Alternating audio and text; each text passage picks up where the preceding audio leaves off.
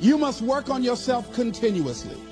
Never be satisfied with yourself. Always know that as you invest the effort and time on you, that's the greatest ability that human beings have above animals. See, a dog can't be anything but a dog.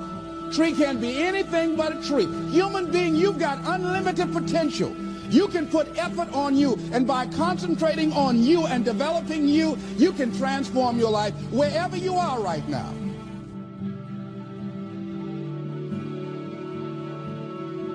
And as you continue to work on yourself, you will begin to expand your vision of yourself.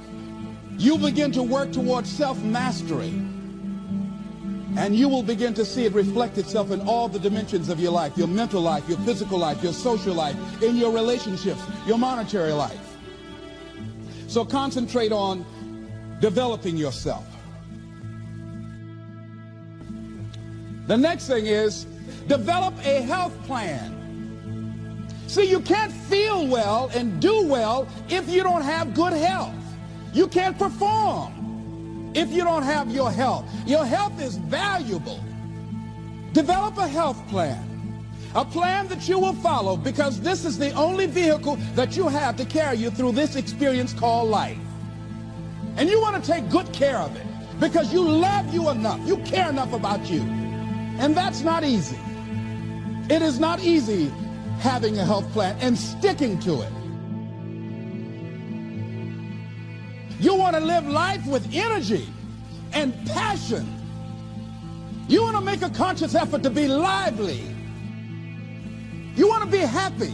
You got a lot to be thankful for. So you've got to learn to stand up to yourself inside yourself and short circuit, override that conversation that's always going on. 85% of what that conversation will tell you is negative. It's negative.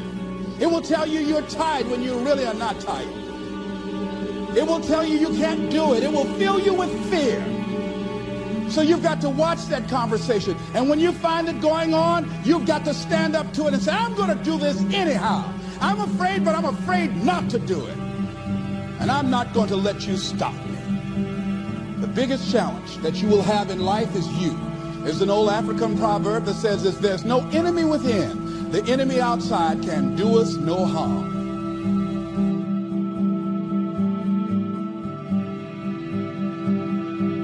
What do you want? What gives you your life? How will you know when you got it? What will make you happy?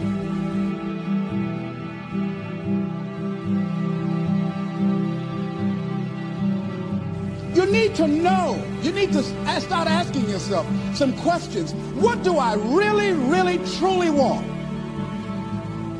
And you need to be exact about that.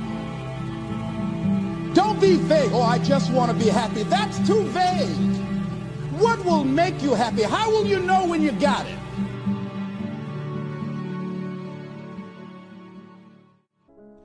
So as we look at ourselves, we look at what we want to do. People say, I want to make a difference. They poll several people over age 95 and asked them, if you had your life to live over again, what would you do differently? Here's what they said. The majority of them said, I would spend more time reflecting. Just thinking about my life and thinking about what is it I want. Thinking about what is it that gives my life a sense of value. See, as you look at your life, that what we have to do is start thinking. That most of us are going on automatic. We don't think as often as we should. We do things unconsciously. And that if you have goals that you want to achieve, there are things that you want to do, you want to make a difference in your life, you've got to now start reflecting. Here's something else the other people said. These people who reach age 90 and above. They said they would take more risk. They would go outside of their comfort zone. They'll take more chances. They'll do some things that used to intimidate them, things that they found challenging, things different. They would live a life of adventure. See, a lot of people are not living up to their true potential because a lot of people go through life playing it safe, holding back on themselves. See, here's what I discovered. There's no safe position in life. Did you know that? There's no safe position in life. You can't get out of life alive.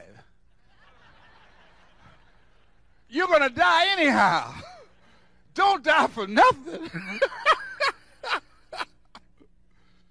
But most people, ladies and gentlemen, earn a living, raise a family, and then they die. There are people who are just breathing corpses. The person said that many people die at age 21 and don't get buried until they're 65. These are people that when they die, because their lack of contribution was so minuscule, their contribution was so minuscule, no one will miss them. They could be dead 6 or 7 weeks. What happened to John? Didn't you know? No, John's dead. Didn't make much difference. He didn't make much impact. But when a Mother Teresa dies, because of the impact that she has made with her life, people will hear and people will respond. People will miss her. She will leave a void. When you're living a life of contribution, when you're taking some risk, when you're deciding not to go through life following the crowd. Here's the other thing that they said. That not only will they reflect more and take risk, but they said that they would leave something that will live on after they're dead. They want to leave a legacy.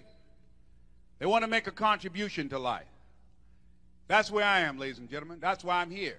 I want to make a difference in life. I want to be to many of the young people that I saw out in the hall, or many of the young people that I saw last night when I was at Spelman College to see one of my daughters sing in the choir. I want to be to them what a teacher named Mr. Leroy Washington was to me when I was in special education, when I was identified as being educable, mentally retarded, and failed twice in school. And this man looked at me one day, and I was telling him why I could not do what he wanted me to do. He was a substitute teacher. He did not know that I was in special education, and he asked me to go up to the board to perform a task. Most of the teachers who knew me would never ask me. They knew I was dumb. They knew I did not know. They knew when I would sit in class and I would look embarrassed and try and look invisible when they were calling for kids to go up to the board to do something. They knew not to call on me. They knew that I would never raise my hand and say, look, I think I've got an answer here. They knew I wasn't going to do that because I didn't believe I had anything to contribute. See, I thought I was dumb. And so they thought I was dumb, and we had an agreement that I was dumb. No one rises to low expectations. They didn't expect much of me, and I didn't expect much of myself. But this teacher, he didn't know my history of being looked upon as DT, the dumb twin. My brother was smart. Because he did not know my history, when I said to him, and I tried to sell it to him, look, I can't do what you're asking me to do. Why? Sorry, I'm not one of your students. It doesn't matter. Work the problem out, young man. I can't do what you're asking me to do, sir. Why? And the students were laughing. They're cracking up. Say, they don't know. This is Mr. Kadumbo up in here. I'm educable, mentally retarded, sir. And he looked at me with bewilderment, as if to say, what are you talking about? He walked at me, he said, don't you ever say that again. Someone's opinion of you does not have to become your reality.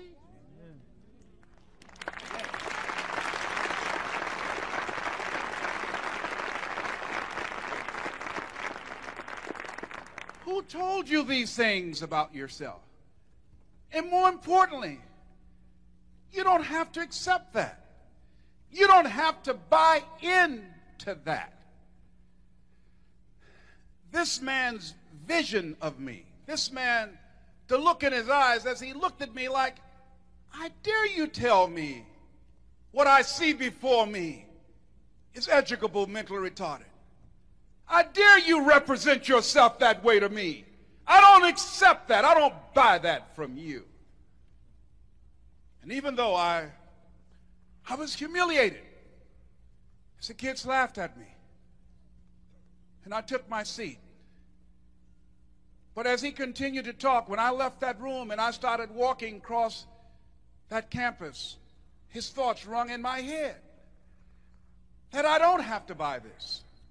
I remember the look in his eyes. He looked at me in the eyes of Goethe, who said, look at a man the way that he is, he only becomes worse. But look at him as if he were what he could be, then he becomes what he should be.